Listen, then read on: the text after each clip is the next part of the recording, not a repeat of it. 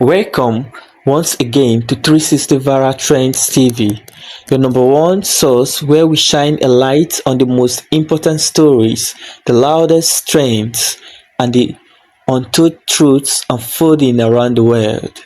Today, we turn our focus to Burkina Faso, a small but fiercely resilient nation that is standing tall against mounting global pressure. A country rewriting the narrative of sovereignty, resistance, and the right to self-determination. At the center of this unfolding story is none other than Captain Ibrahim Traoré, a name that has captured attention not only across Africa but on the global stage. His leadership and recent actions have sparked intense debate, raising critical questions about independence, power, and the real meaning of freedom. Before we dive deeper, a quick disclaimer. This video is based on verified news sources and public commentaries, shared strictly for informational and educational purposes. We do not promote hate, violence, or defamation towards any individual or group. Viewers' discretion is advised. Now, let's get into it. In recent days, the already tense relations between the United States and Burkina Faso flared dramatically after US General Michael Langley publicly accused Captain Traoré of holding Burkina Faso's natural resources, particularly its rich gold reserves, for himself and a select group of allies. I can imagine a situation, though, in which the ruling elite of a country is receiving gratuities on the side that in order to the benefit of the strongman leader, and not to the populace of the country. Does that sort of corruption and bribery go on with regard to the Belt and Road? Absolutely, Chairman. I see this, and I don't mind calling them out, but Captain Traoré and Burkina Faso, as they know that both. Whether it's their gold reserves, that is all those proceeds are just in exchange to protect the junta regime. There's a number of examples across, even in These allegations, broadcast across a global platform, weren't just a jab at Traoré's leadership. They struck a deep and sensitive chord across the African continent. For many, it felt like history was repeating itself yet again. An African leader daring to stand independently, suddenly being painted as corrupt and dangerous. The backlash was immediate and fierce. Across African social media, in marketplaces, in cafes and in homes, citizens and commentators alike erupted with outrage. Many asked a critical question. Why is it that whenever an African leader takes charge of the nation's wealth, controlling their own destiny, they are so quickly demonized? Why do accusations of corruption conveniently arise only when foreign interests are threatened? Many observers couldn't help but draw comparison to what happened in Libya with Muammar Gaddafi, a leader who once championed African self-reliance but faced international isolation and ultimately a violent downfall. In a powerful televised speech that has gone viral, Captain Ibrahim Traoré responded to the accusations. His demeanor was calm, but his words were sharp and resolute. He flatly dismissed the claims as deliberate lies, a pretext designed to justify foreign intervention and destabilize Burkina Faso. With unwavering conviction, he declared that Burkina Faso would never bow to external control, vowing to defend his nation's sovereignty at all costs, even if it meant sacrificing his life. Our country has long been in a very complicated system. Most of you who are young like me, we were born into this system. But that's not what can allow Burkina to thrive. Because in this situation, there are only two cases. Either we accept to fight, or we remain slaves forever. I told you once, there are those who are slaves in their minds. They can only serve their master. And those people try every time to manipulate you. You must advise each other. Because every situation can be exploited by these enemies of the nation to try to discourage you, to demotivate you. So, you must advise each other and not pay attention to certain remarks, even on some media. Not everyone is obliged to be patriotic. You are the first patriots. You have decided to defend the homeland. There is nothing better than that. Those who want to support you, let them support you. Those who want to discourage you through writings, you must close your ears and move forward. As for those, we will fight them here. So, we must remember something. Recently, there is a so-called NGO. It's not even an NGO. Because NGO stands for non-governmental organization. They are not non-governmental because they are funded by a federal budget, via state. This so-called NGO produces reports claiming that the FDS and the VDP commit abuses. It went in here, it came out there. It's to tarnish your morale. It's to scare you, to prevent you from being able to fight. No. Moreover, we are going to file a complaint against this NGO. Because people need to understand something. What is happening to us here? It's true that they have manipulated part of our populations in the Sahel here, but they didn't have that kind of weaponry.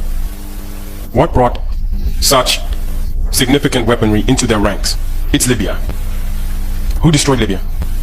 It's this NGO, the same NGO that made false reports and gave them to those who wanted to create a rebellion so that people would intervene and overthrow Gaddafi. And the powder keg ended up being poured into the Sahel.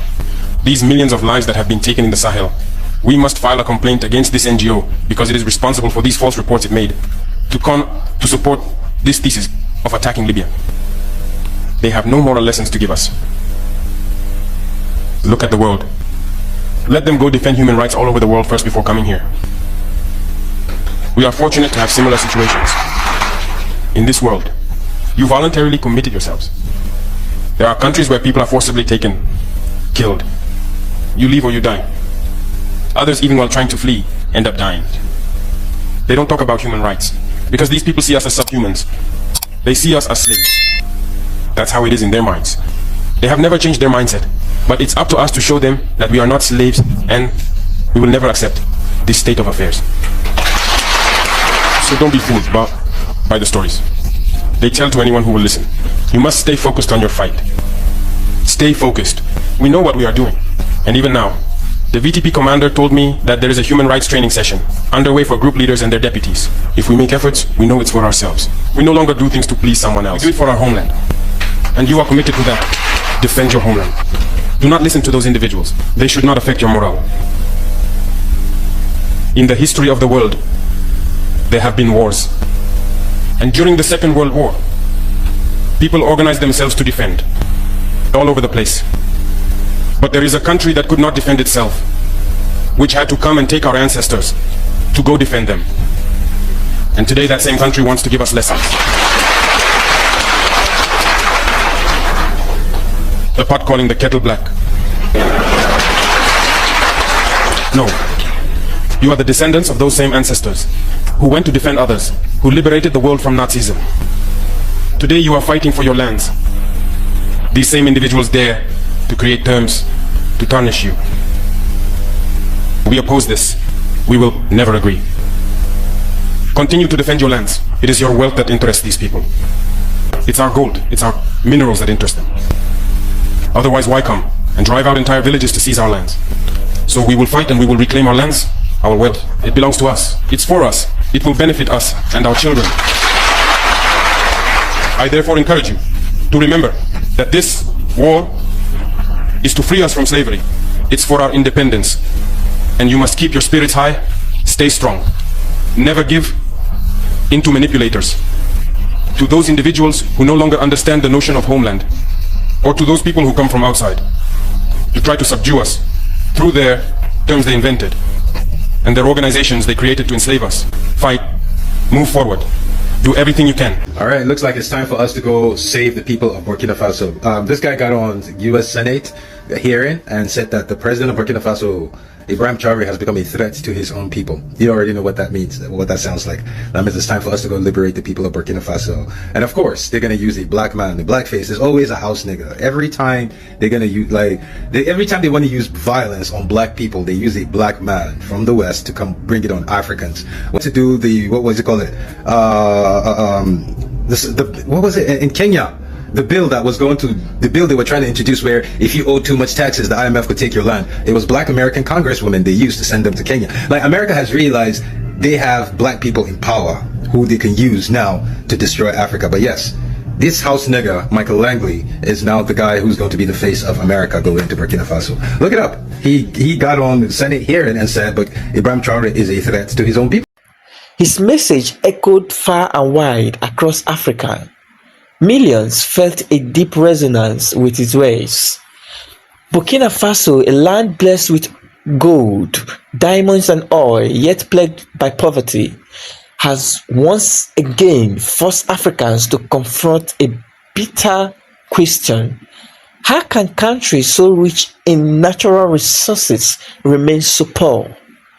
Could it be that so-called partnerships and foreign aid are actually mechanisms of exploitation rather than help? Africa doesn't own their own wealth. It's their wealth, but they don't own it. Western companies own the mines in Africa. They extract the minerals. They set the prices. They ensure that the wealth will never benefit the people whose wealth it truly is. I mean, look at Congo today. Congo produces 70% of the world's cobalt. That's the mineral that powers your smartphone, your laptop, your electric car. Without Congolese minerals, there's no Tesla, there's no Apple, there's no Samsung. Yet the people of Congo remain among the poorest people in the world. Why? Because their wealth is not theirs. It's stolen by Western corporations, by Western companies. The system is kept in place through war. The West doesn't want a stable and independent Congo. That's why they fund proxy wars, why they support rebel groups like M23. They use other African governments like Rwanda and Uganda to do their bidding, to keep Congo weak so that the wealth remains available for plunder. Wallahi, this is a grotesque injustice. It's a grotesque injustice that disgraces the whole world. Congo is a bleeding, open, gaping wound on this earth. Understand this, Africa will never be free until Congo is free. No matter how well any individual African country does, the continent as a whole will remain wounded, mortally wounded, so long as Congo is being plundered. Please understand. Adding another layer of intensity to the situation are the disturbing reports, though not officially confirmed, of multiple failed assassination attempts against Captain Traoré. These reports have only deepened the suspicion that a coordinated effort might be underway to remove him by any means necessary. For many Africans, this is sad and surprising. They recall how past leaders who dared to challenge neocolonial structures were systematically eliminated or overthrown. Another aspect causing deep discomfort is the fact that General Langley himself, a black man, was choosing to deliver these accusations. Major breaking news. General Michael Langley is in Ivory Coast. He went there to receive an award, but we all know exactly what he's doing there. If you don't know who this guy is, he's a US general who demanded arrest of Ibrahim Traoré for stealing Burkina Faso gold. Can you believe this? He said that Ibrahim Traoré is stealing Burkina Faso gold to enrich himself and for protection. And we all know what Ivorian president did. They planned a coup. Last week, few days ago, they planned a coup in Burkina Faso to take out Ibrahim Traoré, but it was not successful. And then these two meeting up, something is cooking up. American General Michael Langley. Listen, my brother. Your forefather was African. They had enslaved by the same colonial masters which you are trying to protect. The same people who destroy your forefather integrity, who destroy your forefather dignity. No, the same colonial masters are pushing you to come to Africa to kill African men. I'm going to tell you one word. Don't dare to create problem between Burkina Faso and Ivory Coast. Don't dare to create a matter between brothers. People of Burkina Faso, brothers and sisters of people of Ivory Coast. Don't create problem in our continent. We love each other. We are not going to fall your trap again. All you can do now, get out and move back to America. Take out Captain Traoré, people. They try to take him out. I'm scared for his safety. I'm worried. There is no way that a president should be in office for only 2 years and have 18 attempts on his life. I actually have to start asking questions about the security services in Burkina Faso. I have to start asking questions about the other Sahel Alliance countries, Mali and Niger. What are you doing to make sure that this is not happening? Because it's not happening to you people. There's a reason why this keeps happening to Captain Traoré. That's the reason why he must be protected. Because he's the driving force of what is happening with the liberation of West Africa and the Sahel region from neocolonialism. It's a fact. He's the man who's driving it with the master plan. And it rhymes. Listen, when a president has had 2 attempts on him, everything should get shaken up. Everything, people get sacked, entire departments get gutted 18 times. That means that everybody's taking a shot. Burkina Faso is on high alert. The nation is shaken. And once again, President Ibrahim Traoré proves he's not just a leader, he's a survivor. In a shocking turn of events, 2 foreign snipers have been arrested by Traoré's elite security forces just meters away from the presidential convoy. According to military sources, the snipers were strategically positioned and heavily armed, with clear intent to assassinate President Traoré. But what they didn't know was this. Traoré and his security were 10 steps ahead. Acting on classified intelligence, the army had already set a trap. The snipers were captured before they could pull the trigger, no shots were fired, no lives were lost, and Traoré remained untouched. They tried to silence a revolution, one commander said, but we silenced them first. The snipers, whose identities remain undisclosed, are currently in military custody. Said to Captain Ibrahim Traoré, we the Ghanaian citizens, majority of the Ghanaian youth citizens, support Captain Ibrahim Traoré in whatever he's doing. We support you 100%. Now, Captain, even in your struggle times like this, if you need Ghanaian citizens to come and support you, fight and to liberate yourself, we the citizens of Ghana, we are ever ready. Just come and pick us and we are going to support you. Because we cannot afford to sit down for Captain Ibrahim Traoré to go just like Thomas Sankara just went off, just like Gaddafi was taking off, just like Osajifo Dr. Kwame Nkrumah was taking off, just like Patrice Lumumba was taking off. We cannot afford for Captain Ibrahim Traoré to also be taking off. It is impossible. So Captain Ibrahim Traoré, anytime you need us, any day, anytime, Ghanaian citizens are ever ready to support you, and we support you 100%. As an African, give this video a million share, just like you give to any other video. Give this video a million share. Now the revolution has begun, and Luther continues. This isn't the first time that black officials have been used to project narratives aimed at undermining African nations. It raises unsettling questions. Why is a man of African descent sent to deliver messages that undermine African sovereignty?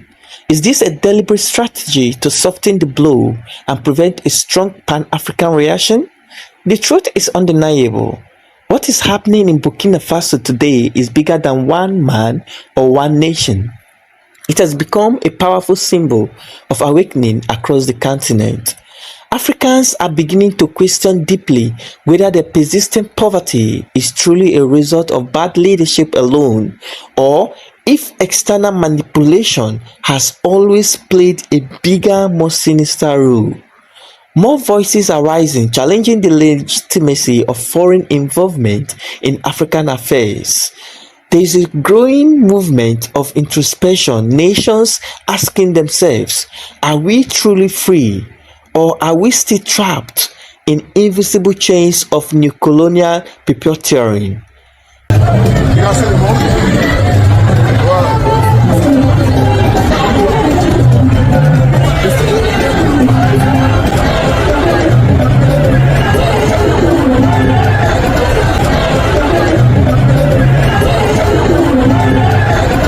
From Southern Africa to North Africa, from East Africa to West Africa, in a powerful show of unity and solidarity. The message is clear. An attack on Ibrahim Traoré is being seen by many as an attack on Africa itself. The march is set to be peaceful, a continent-wide stand against global terrorism, and a protest against the actions of foreign powers, notably the United States of America and France. This rising movement is calling for African sovereignty, justice, and a future led by Africans for Africans. People are mobilizing online, sharing meeting points and rallying their communities. Organizers across the continent are coordinating to ensure peace and unity. No one wants bloodshed. The call is for freedom. As this complex story continues to unfold, it forces us to confront urgent, uncomfortable questions. Is this about justice or control? Is Captain Ibrahim Traoré a criminal or a patriot being punished for refusing to obey? And most importantly, who should Africans trust, their own leaders or the voices dictated by outsiders? We want to hear from you. Do you believe Captain Traoré is being unfairly targeted? Is Africa finally waking up to the sophisticated ways foreign powers maintain control? What does true freedom look like for a continent still fighting to shape its own destiny? Friends, Burkina Faso may be a small country on the world map, but today it represents something massive, a tipping point in Africa's long, painful, but unstoppable quest for dignity, freedom, and true self-rule. As Captain Ibrahim Traoré and the people of Burkina Faso stand firm in the face of unimaginable pressure, let this moment remind us sovereignty isn't something given, it is something fought for. Thank you so much for watching. If you found value in today's report, please don't forget to like, share, and subscribe. Your support empowers us to keep bringing you the stories and trends that truly matter.